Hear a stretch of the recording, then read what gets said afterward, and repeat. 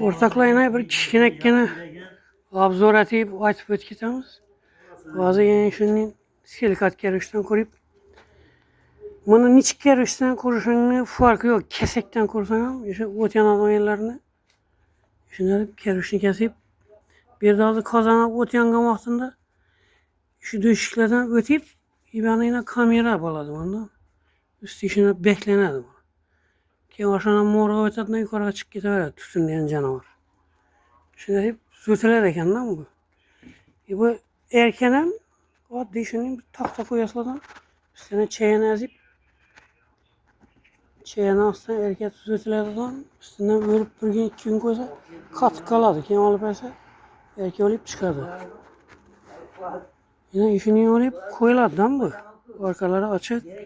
Kim aslan üstünü bekleyenler gen İşandan morusundan çıkıp gidiverdi. Bu yandan 2 Ocak'ım bir mordan çıkıp gidiverdi.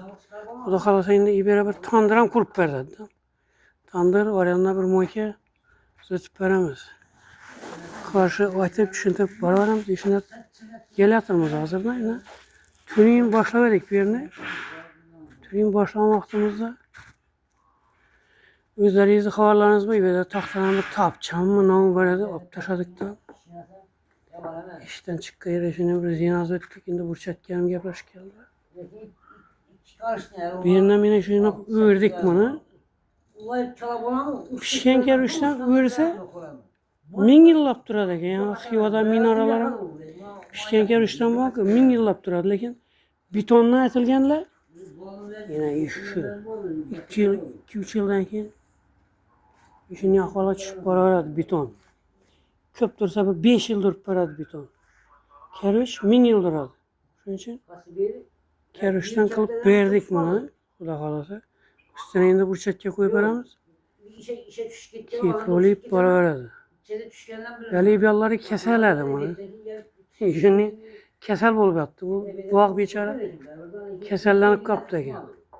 Endi buni vrachlar geldi, buna bir vrach yurtdi. Bastana ishini deb do'g'illaymiz buni. Görüp barayınla video taşıp para veremiz Xudo xolasa.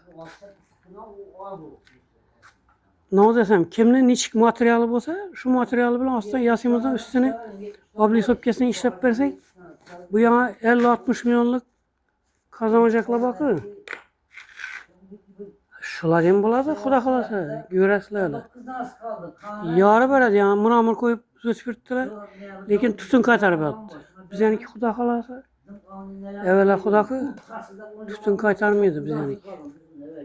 Glavni morusunda yine Mansur ustası berilip taklap yapıştırıp yatır.